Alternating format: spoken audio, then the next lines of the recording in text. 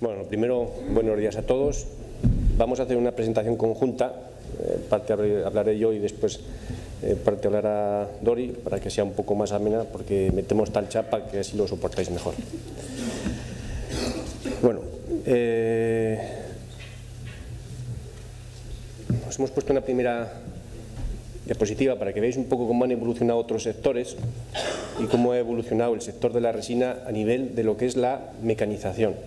¿De acuerdo? Estamos hablando de que la mejora tecnológica a nivel de mecanización de la extracción ha sido cero. Así nos encontramos en el 2006, más o menos, que es cuando empezamos con todo esto, por lo menos cuando yo me impliqué en el proyecto. Yo vengo con un perfil muy industrial, muy de producción, muy de mejoras de producción, muy de maquinaria. Entonces, para que entendáis un poco mi exposición, la parte que me toca tenéis que pensar de forma industrial, no forestal. Yo soy una persona que venía sin contaminar al sector de la resina, y entonces el encargo con el que se me implicó al proyecto es que había que mejorar el tema de la mecanización de la extracción de la resina. Entonces, desde mi perfil técnico, había que empezar a pensar en mejoras en mecanización. Claro, empezamos a preguntar cosas, cuántos pinos se remasan por hora, cuántas resinas se produce por pino, o sea, datos, y solo nos salían preguntas y preguntas, y al final nos encontramos que era todo negro, ¿no? Sí nos decían, sí hombre, esto que preguntas, si ya lo probó tal institución, si esto ya lo sabe tal persona. Al final nos dimos cuenta que sí, lo único que se sabía es que alguien lo sabía, pero no teníamos datos técnicos y numéricos como para empezar a trabajar. Fuimos indagando, en ciertos casos sí encontramos a la persona o la entidad que tenía esas respuestas, pero nos hacían falta datos. Entonces nos dimos cuenta que antes de mejorar nada necesitábamos conocer. Pues al final nos dimos cuenta que la resinación, toda su cadena de valor, era un conjunto de muchísimas variables en equilibrio, y cualquiera de ellas, el cambio de cualquiera de ellas hacía que las cosas funcionasen o no. ¿De acuerdo? Entonces empezamos a hacer experiencias para conseguir esos datos y respuestas a las preguntas que nos hacíamos para poder, de forma técnica, empezar a trabajar en la mecanización. Ya os dejo paso con Dori, que os va a explicar un poco el tema de las variables.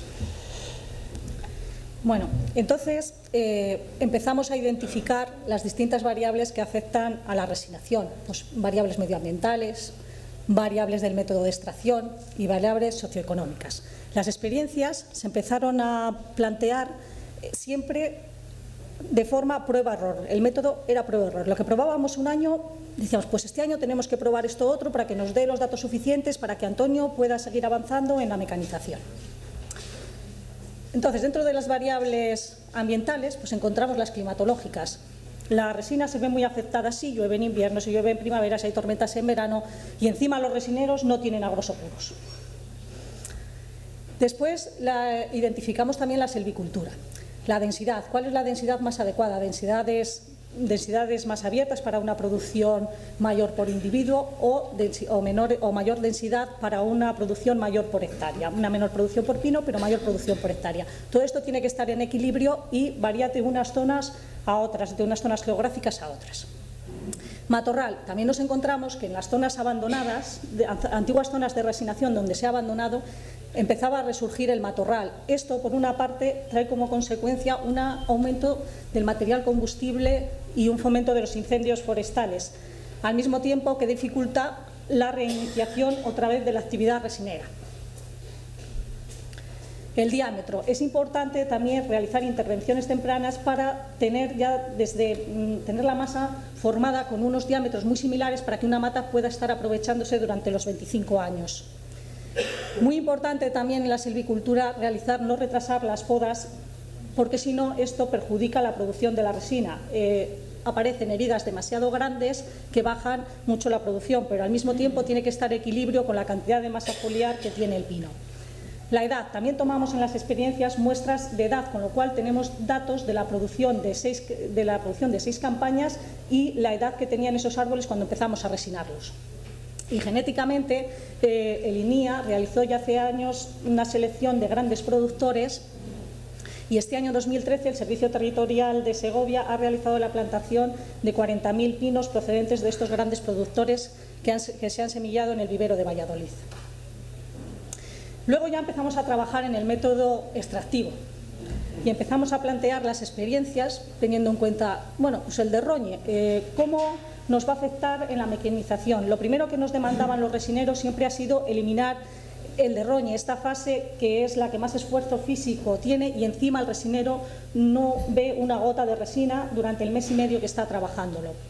Entonces la pregunta era, ¿es necesario el derroñe para mantener la misma producción o no es necesario? Y se realizaron las experiencias en base a esta pregunta. También identificamos la clavadura. ¿Por qué es necesario la clavadura? Es necesaria para poder recoger la miera. Si no realizamos la clavadura, la producción de miera no la podemos recoger en el pote y por lo tanto nuestros rendimientos serían nulos. También vimos que esta operación necesita mucha especialización. Es quizá la operación más difícil, que compromete tanto a los rendimientos de las operaciones posteriores. Si el derroñe está mal hecho, la producción nos va a bajar si hay muchas calvas y al mismo tiempo también va a bajar el número de pinos que pueda picarse un resinero en un día y por lo tanto podrá llevar menos pinos y menor producción. A mí lo que más me sorprendió de todo este sector cuando entré es las herramientas y útiles, porque realmente alguien que quiera empezar tiene que hacer un estudio de dónde poder conseguir las herramientas. Porque si un carpintero va a una ferretería y dice, quiero ser carpintero, pues le sacan todo tipo de sierras, de útiles, de cepillos, pero tú vas a una ferretería y le dices, quiero comprar un barrasco. Te dicen, ¿pero qué es eso? O sea, no hay en el mercado, únicamente hay unos pocos herreros que mantienen y bajo encargo, es como hacerse un traje a la medida. Tú quieres un barrasco, vale, ¿para cuándo lo quieres?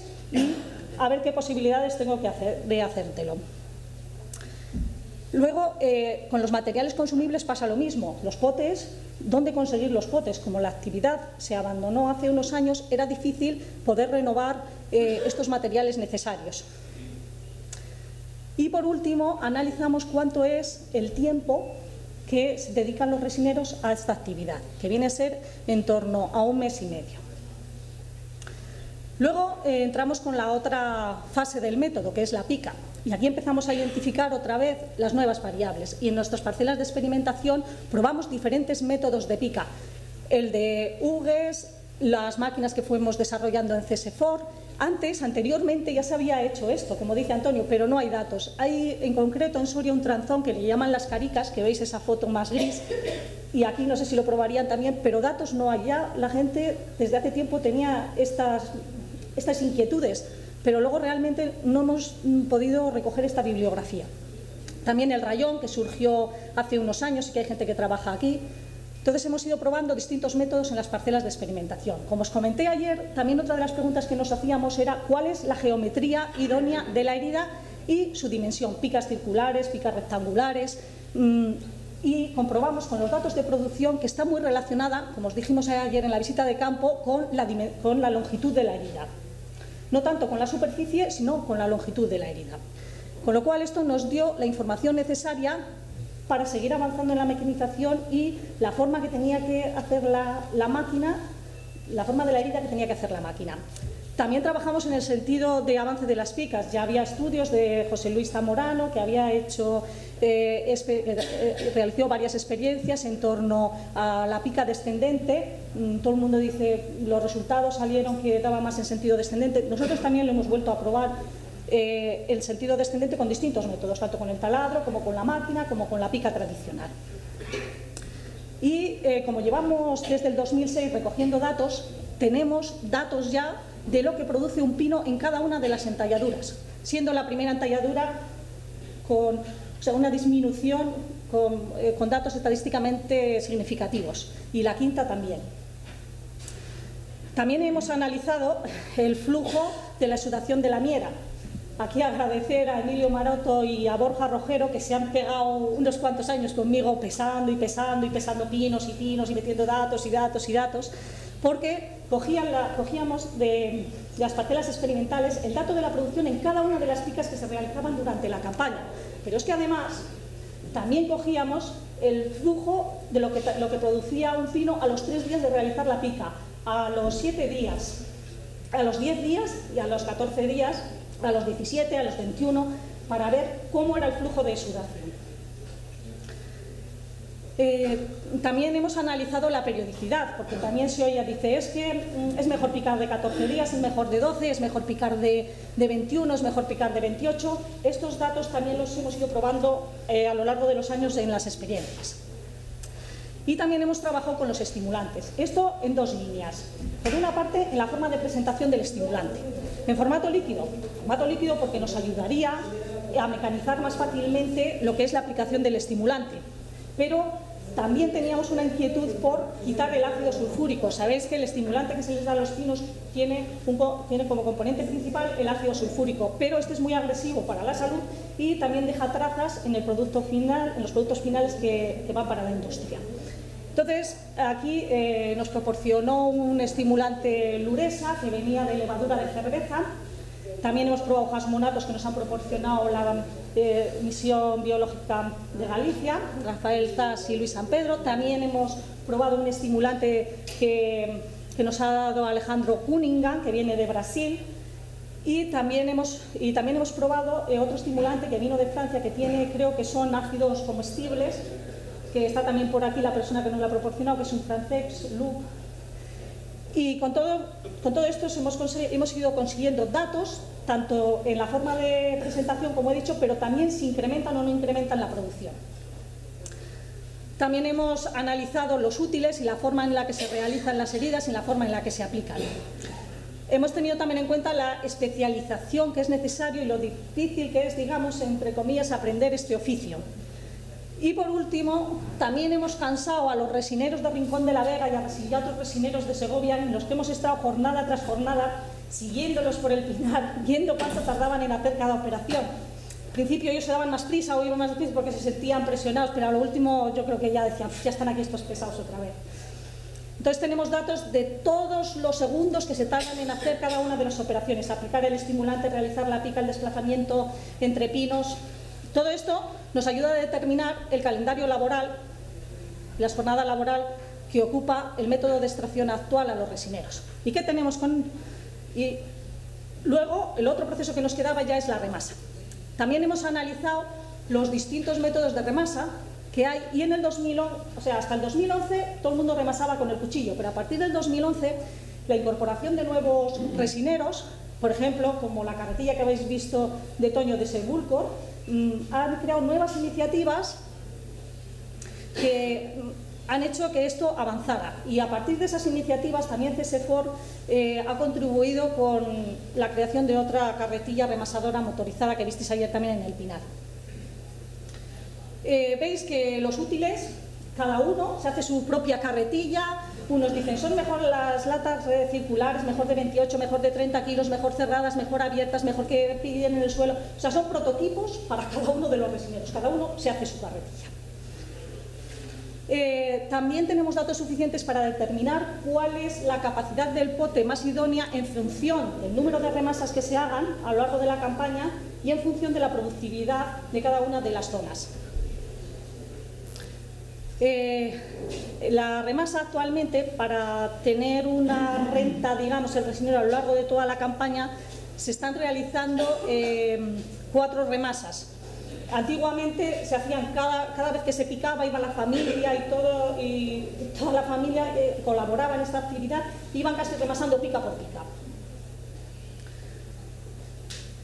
También hemos visto que tienen muy estudiado el método los resineros y que para mejorar los rendimientos, la miera a primera hora de la mañana se extrae muy mal, cuesta mucho más trabajo, y entonces compatibilizan el realizar picas hasta las 11 o las 12 de la mañana, y a partir de las 12, que ya está la miera mucho más fluida y sale mucho más fácil del pote, aumentando los rendimientos, las traen del pote, empiezan la remasa.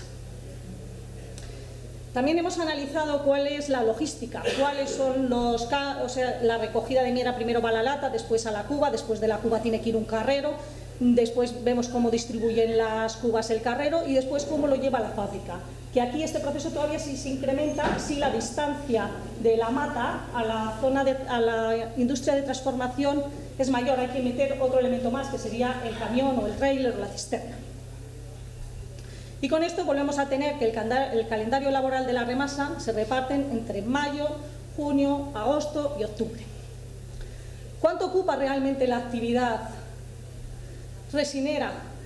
Pues tenemos que el derroñe nos está ocupando en torno a unos, para llevar una mata de 5.200 pinos, en torno a unos 35 jornales. La pica, 80 jornales. Y la remasa, más o menos unos 38. En total, tenemos que al final hay 106 jornales sin trabajo.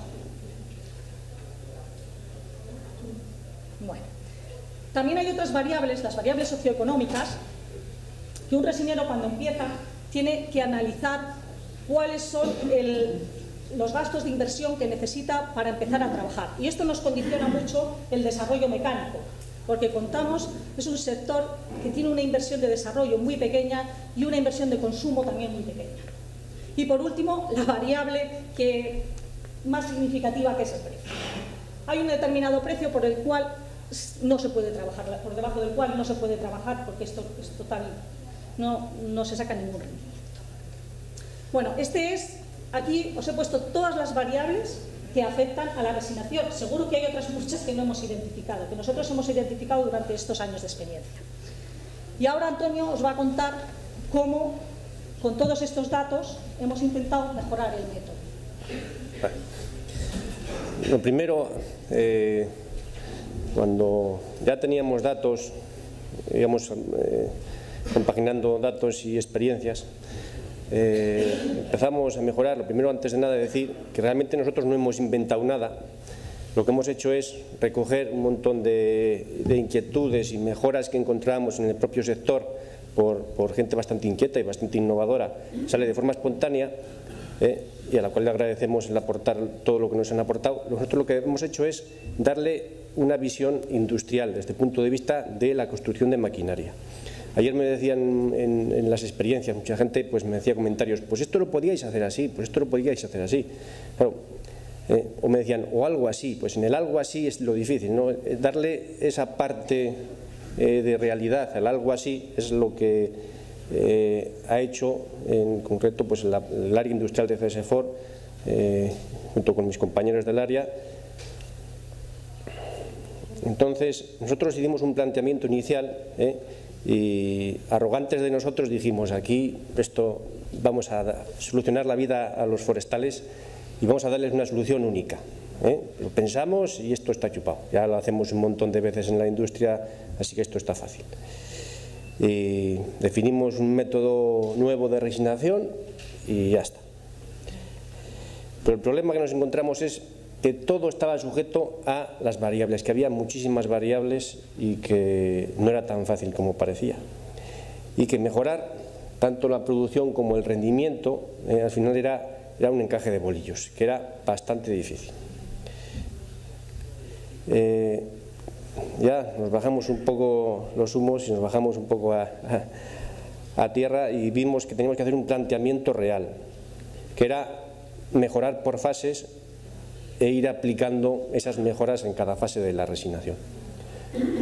Las fases las conocéis todos, no empezamos de forma lógica, porque lo primero que hicimos era, lo primero que nos demandaban los resineros era eliminar mejorar el derroñe, pero técnicamente se podía, pero el problema está en la inversión. O sea, la inversión en el desarrollo lo teníamos limitada por el sector, y la inversión después en el consumo, el sector también la tenía limitada. Entonces, la primera cosa que hicimos fue, si no podemos mejorar el derroñe, vamos a intentar eliminarlo. Y por eso trabajamos, lo primero es en la pica.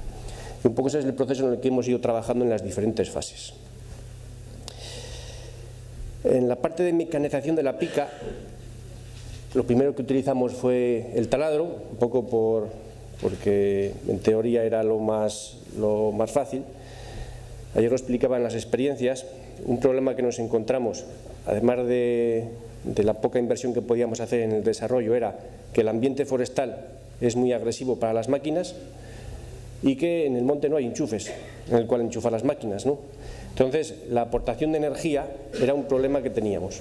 ¿De dónde la sacamos? Lo primero era, pues las baterías es lo más sencillo, ¿de acuerdo? Entonces vamos a ir al taladro. Además es una operación sencilla, es muy fácil, es una herramienta que está en el mercado.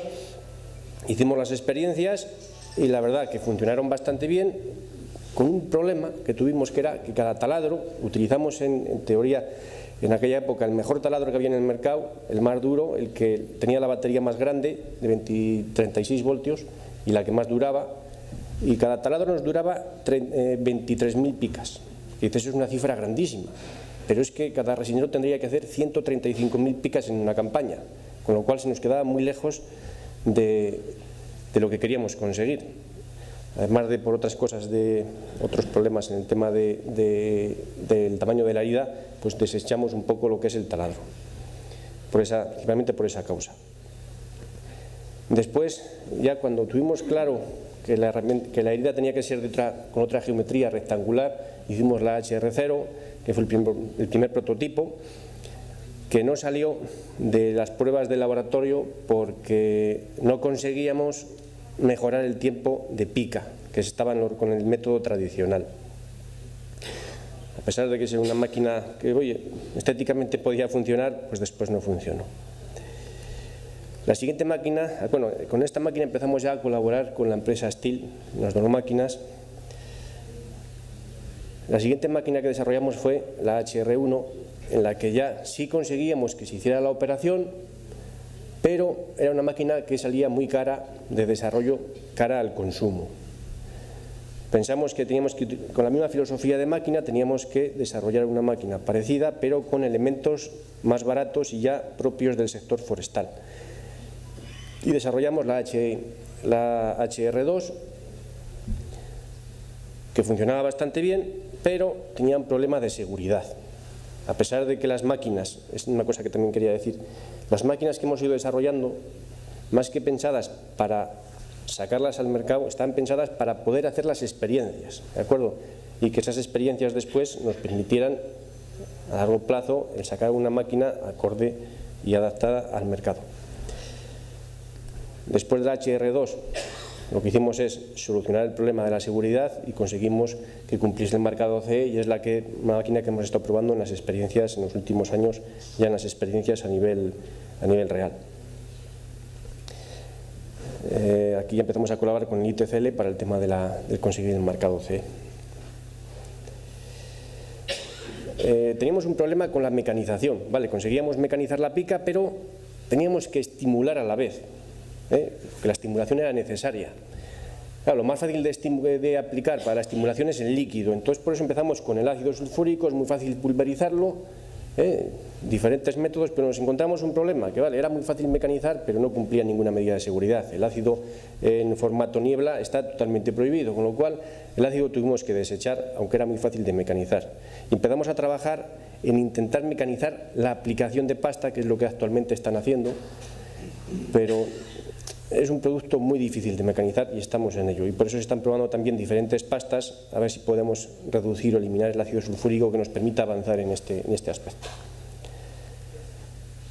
La mecanización de la preparación, pues esto va un poco acorde con la máquina, ya que no podíamos eliminar el derroñe, pues trabajamos en lo que era el pote y la chapa, y con la propia máquina pues también podíamos hacer la preparación. Aquí empezamos a colaborar también con una institución que se llama ITIF, que es un centro tecnológico del plástico que está en Zaragoza. La mecanización de la remasa. Dado que apareció de forma espontánea, para mí es un invento que cumple todos los requisitos que estamos buscando, que es un elemento que mejora mucho la productividad, y además es barato de producción y barato de desarrollo.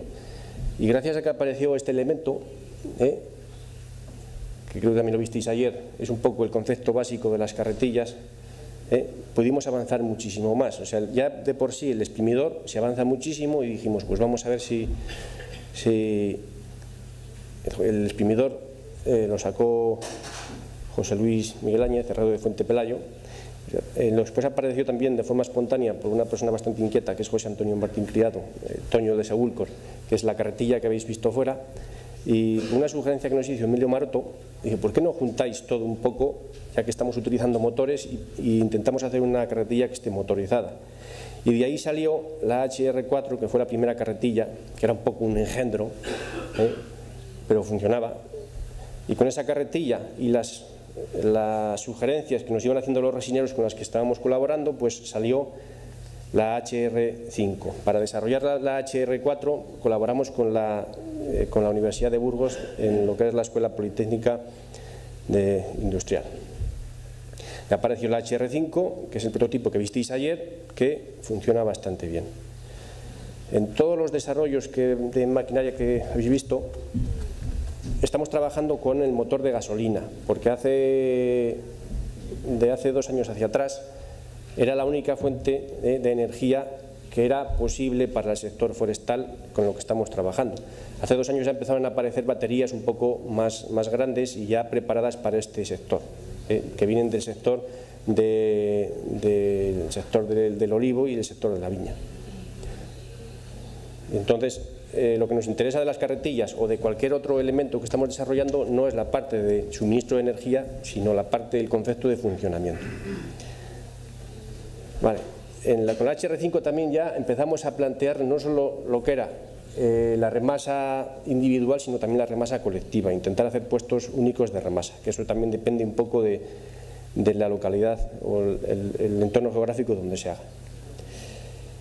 Y después también estamos trabajando este año un poco en lo que es la parte de logística, dado que las cubas están dando un problema porque ya se están quedando un poco antiguas, se están deteriorando y hay que incorporar nuevos envases. Estamos trabajando un poco en nuevos envases de mercado y en la forma de trabajar con ellos para el tema logístico. Y en lo último como estamos trabajando es en la primera demanda que nos hicieron los resineros, que es mejorar el desroñe. Dado que el año pasado apareció una máquina en el mercado que todavía no se comercializa en España, que es en Francia, que es una azada eléctrica, pues nos pareció bastante interesante trabajar con ella. Para el derroñe ya trabajamos al principio, porque sí les hicimos caso al principio los resineros, con elementos que se habían desarrollado ya que podían servirnos. Uno era una máquina que era para descortezar el corcho, el alcornoque, que había desarrollado Steel. Estos son unos primeros prototipos, pero era una máquina que, bueno, en concepto podía servir para el sector, pero la realidad es que no podía servir.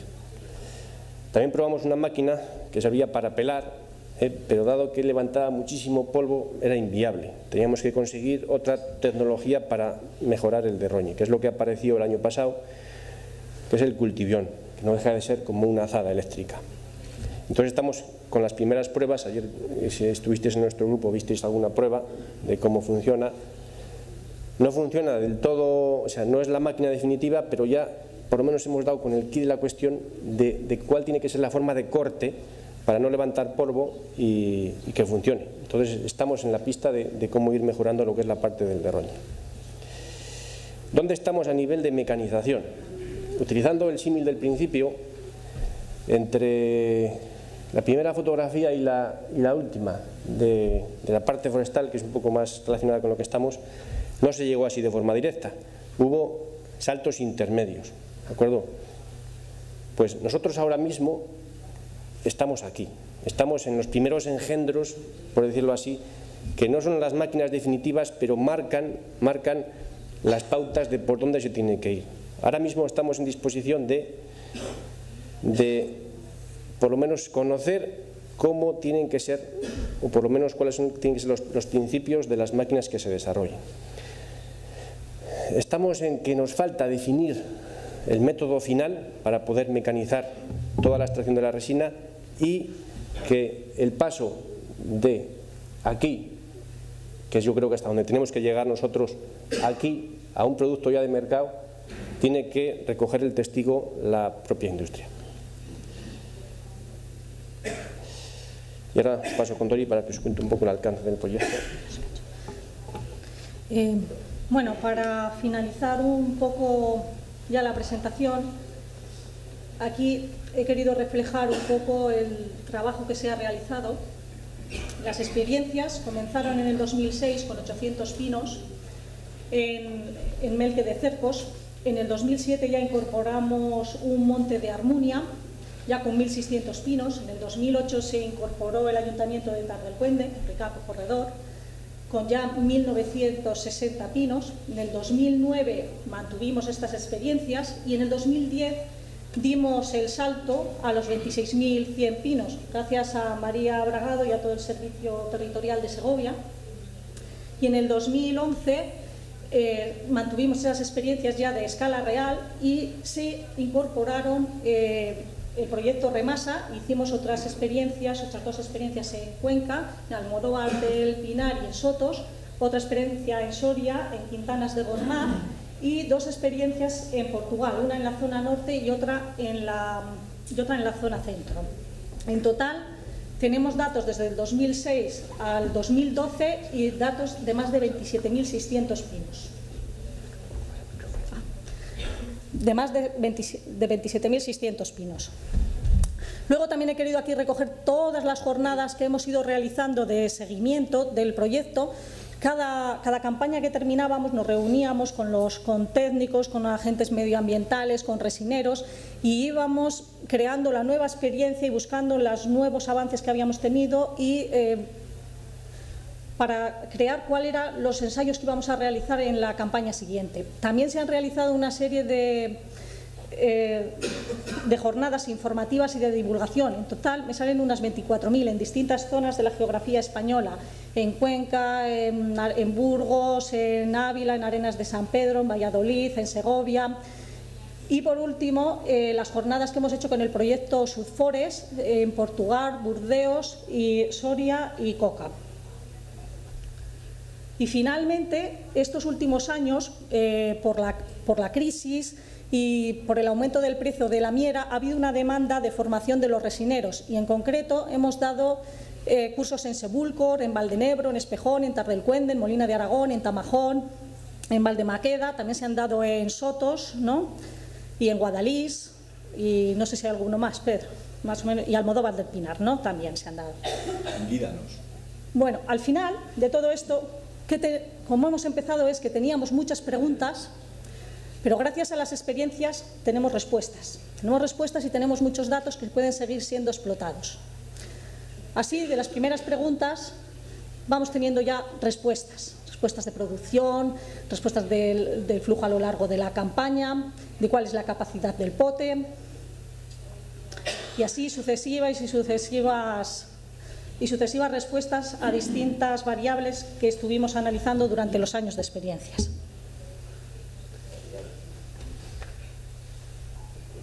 Y os dejo para que... Aquí, si hablamos, alguien sufrió ya esta última presentación de resultados, podemos estar 3 horas, que aquí habrá alguien que sufrió esta presentación. La hemos querido pasar rápido para que veáis un poco el volumen de datos que se han conseguido. Pero no la vamos a dar, ¿eh? Bueno, finalmente lo que vamos a hacer es recopilar toda esta información que hemos recogido desde la campaña 2006 a 2012 y que estos datos queden por escrito y que queden reflejados y que alguien tenga acceso, alguien cuando se plantee esto o alguien siga con esto diga, pues esto ya se probó, pero está escrito. Y para terminar, pues decir que se ha trabajado con este proyecto y otros paralelos, que se han conseguido financiación de diferentes organismos, que han colaborado un montón de entidades, que ha habido un montón de personas. Esto fue un ejercicio que hice ayer, que me he dejado un montón.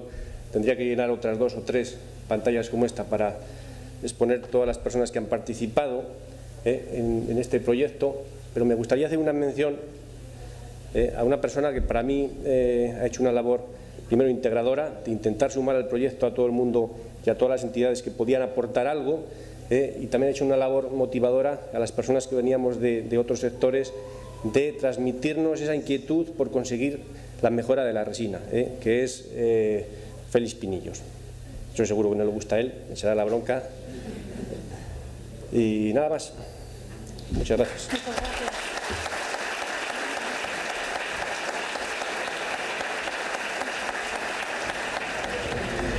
Sí, buenos días. Decía que soy agente medioambiental de la Junta, me llamo José Luis Varas y a la vez soy el alcalde del municipio de Robleda, en Salamanca. Entonces empezamos la resinar el año pasado de nuevo, que desde el año 90 no se hacía en mi pueblo. Bueno, yo quería comentar al hilo del trabajo que habéis comentado de la mecanización, que bueno, lo de mecanizar yo he inventado este año, bueno, para que lo sepáis, a una motosierra Stihl como esa, o más pequeña, simplemente en un espadín convencional acoplarle un cepillo, una cepilladora. Va con la misma cadena y con el mismo espadín de la máquina, simplemente es acoplárselo adelante. Entonces yo creo que lo que hace falta es perfeccionarlo un poco, darle protección, y con eso yo creo que se podría quitar el derroñe y hacer la pica. Nada más, muchas gracias. Vale. Gracias por ofrecernos tu experiencia y tu conocimiento. Al hilo de esto sí quiero decir que gracias a este proyecto hemos conseguido esto mismo. Al final, el conocernos todos, porque he visto, yo por lo menos, que hay mucha gente intentando mejorarlo, hay mucha gente que está haciendo sus propios inventos, sus propias experiencias, y que a nadie perjudica que eso se extienda a todo el sector. Y este proyecto lo que permite es eso, que todos nos conozcamos y que podamos juntar esas experiencias y esas mejoras. Porque al final parece que hay una reticencia en decir, pues esto lo he inventado yo, ¿no?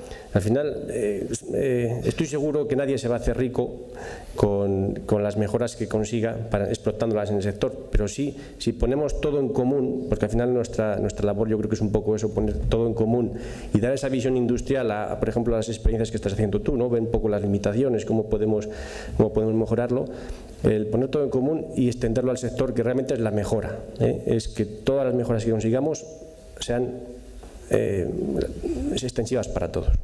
Vale. Entonces, por eso muchas gracias, y luego te doy mi tarjeta pues para que podamos colaborar en lo que quieras. Gracias.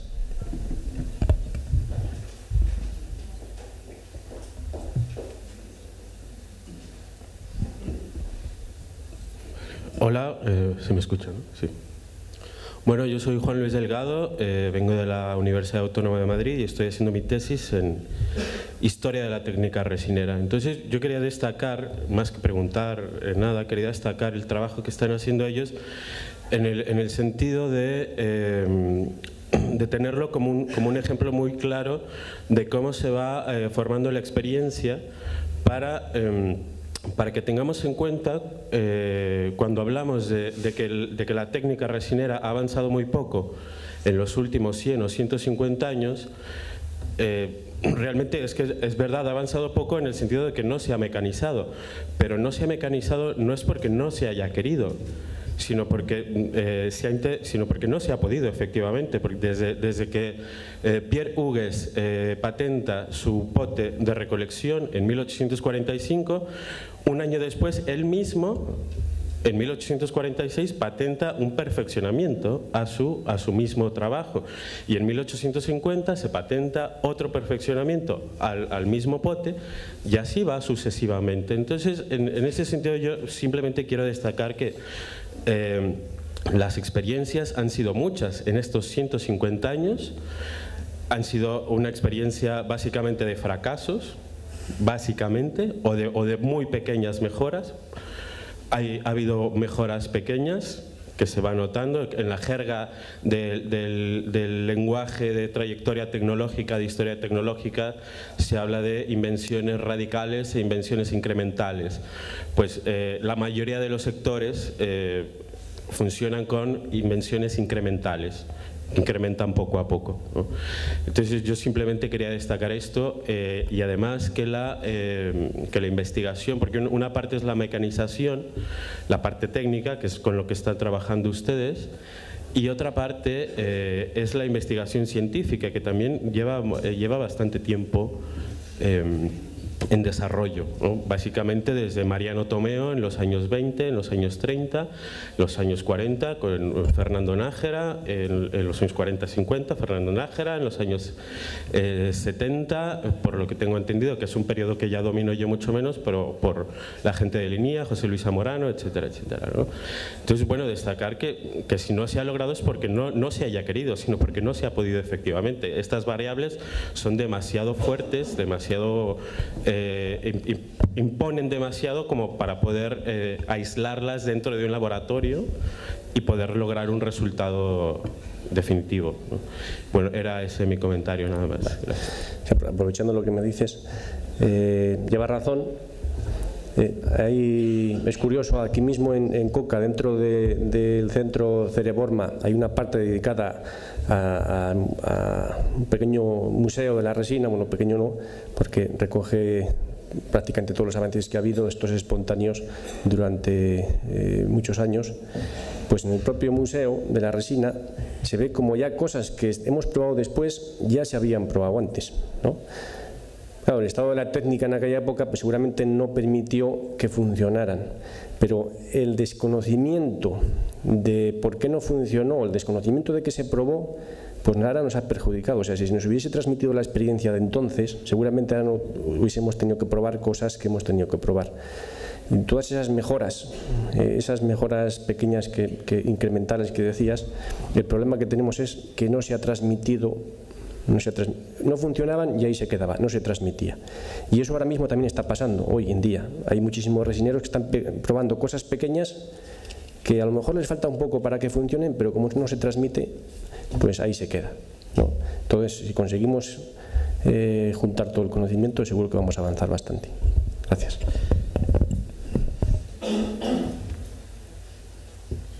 Buenos días.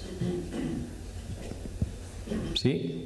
Buenos días, mi nombre es Esaú Escolar, soy agente medioambiental de la Junta de Castilla y León. Una pregunta para cada uno. Para Dori, me gustaría saber si ha contabilizado en alguna experiencia el tiempo dedicado al afilado de las herramientas. Sí, porque hemos hecho jornadas de trabajo completas con Rincón de la Vega y sí que hemos contabilizado el tiempo que se dedica. Principalmente el que más consume es el del afilado del barrasco. Vale, y la otra pregunta para Antonio de Diego, si no os habéis planteado nunca utilizar herramientas con un material de alta dureza como el carburo de tungsteno. Sí, de hecho, en las cadenas de las HR3 y la HR2 son cadenas que no hay que afilarlas en toda la campaña. Las primeras que utilizamos eran cadenas que sí, había que afilarlas, y las últimas no. A pesar de ser la corteza un material muy abrasivo, estas cadenas que nos aguantaban toda la campaña. Gracias. Hola, buenos días. Me llamo Ruth y soy agente de desarrollo local de una comunidad de Villa y Tierra aquí en Segovia. Os quería preguntar si habéis tomado datos de la cantidad de aguarrás que se evapora dependiendo del periodo, del intervalo de recogida, y si habéis hecho pruebas con los potes, con algún tipo de tapa en forma de cúpula que pudiese condensar el aguarrás para que volviese de nuevo a caer al pote, puesto que ayer nos dijeron que una de las cosas importantes es que la resina fuese limpia y que el contenido de aguarrás fuese alto. Sí que se tienen datos de la cantidad de aguarrás porque hemos recogido la resina en recipientes cerrados. Cuando trabajábamos con el taladro la recogíamos en bolsas y el porcentaje de aguarrás era muchísimo mayor que la que se recogía con la pica tradicional con el pote abierto. También hemos probado potes cerrados con tapa con la Fundación AITIF y lo único que se ha hecho una evaluación de los costes, de los costes que costaría la tapa del pote. Entonces todo está muy ajustado, pero sí que hay datos del contenido de aguarrás en un recipiente cerrado que se han analizado, los ha analizado Rescol, y hay muchos datos. ¿Seguís trabajando en esa línea de investigación para intentar darle una solución viable al resinero? se sigue trabajando ya, y hasta donde llegamos. Y sí que te digo que el diseño del pote con AITIF está recogido en las experiencias y hay unos informes de lo que costarían las tapas y los informes del aumento del incremento del aguarrás. Lo único que esto la industria tiene que valorar para eso el precio a que pagaría esa resina. Gracias. Bien, pues si no hay ninguna cuestión más, pasamos a la siguiente intervención.